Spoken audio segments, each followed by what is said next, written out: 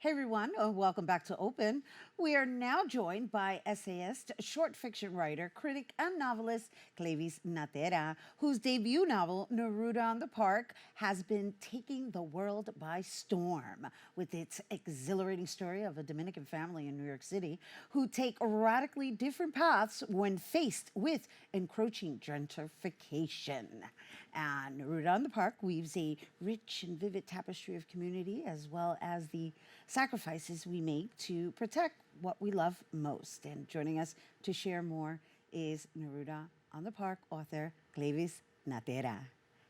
Hello. Hola. Hola. Hola. So Welcome. happy to be here. Oh, it's Thank you for lovely. having me. Thank you for being here. Thank you for taking the time. It's been a lovely, exciting year for you already, right?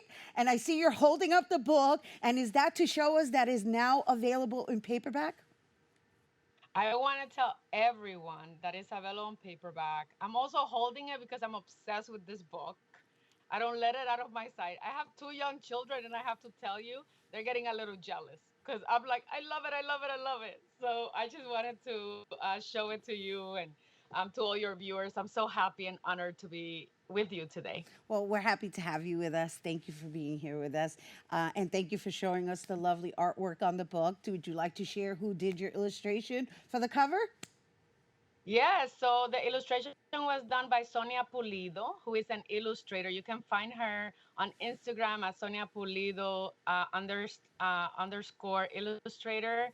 And it was also designed by Cassie Gonzalez, who is part of the Valentine team. And that's my publisher at Penguin Random House. They did a wonderful collaboration with the illustration and the layout.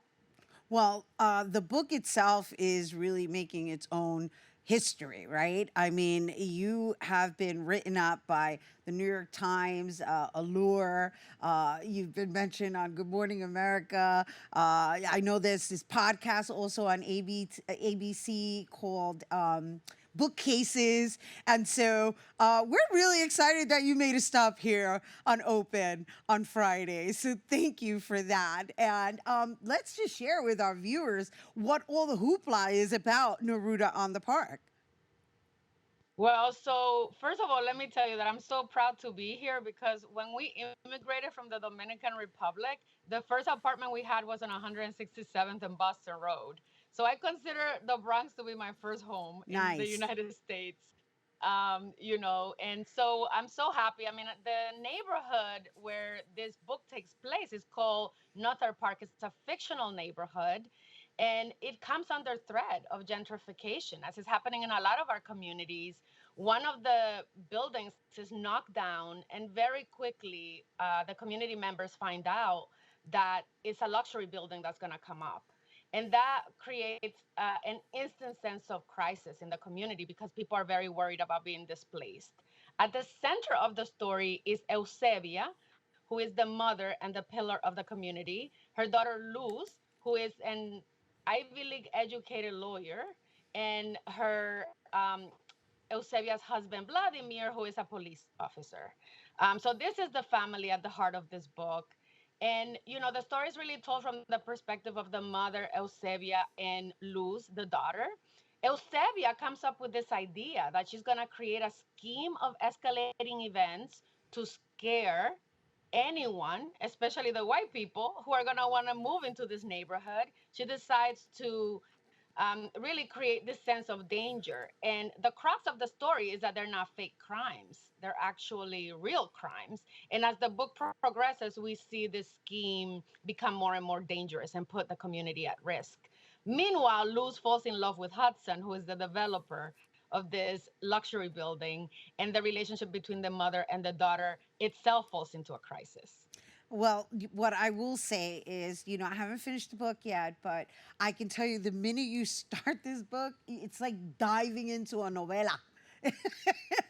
However, the the visual authenticity that is used in the way you write, I gotta say, it really allows for the reader to really be immersed in this fictional story that has truth in it, because it's definitely very relatable to what we are all enduring right now in the upper boroughs, right? Like uptown as well as the Bronx.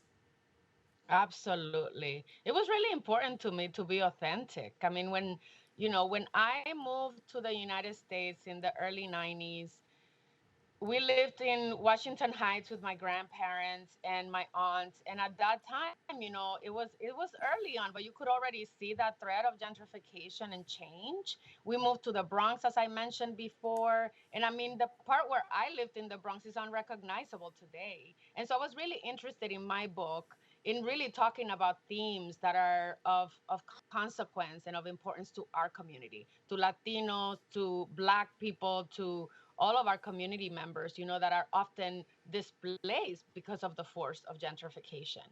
So that is truly like the foundation of the story. However, there's all these other factors that come into play, such as the I want to say the intergenerational mindsets, right? Because you have the elder who because in your story writing there's that culture, the cultural richness is in there, and so you have the Dominican culture within the story, and then the diaspora of, I guess, I mean, trying to be diplomatic, Americanizing oneself to lead a better life, or a more advanced successful life, right? And Absolutely. yeah, yeah, yeah, yeah. And so I just wanted to lead you into the dynamics of having to write from the perspective of being both those voices. Oh, for me, it was really a lot of fun to do that because just like Luz, who is in her late 20s, and she's an Ivy League educated woman who's working in corporate America, I found a lot of an entry point and a lot of commonality with Luz because just like her, I went to school upstate at Skidmore College. I went to graduate school at NYU. I worked a corporate job for the better part of my adult life. And we all get very seduced by this idea of success and the American dream and achieving a lot of material success.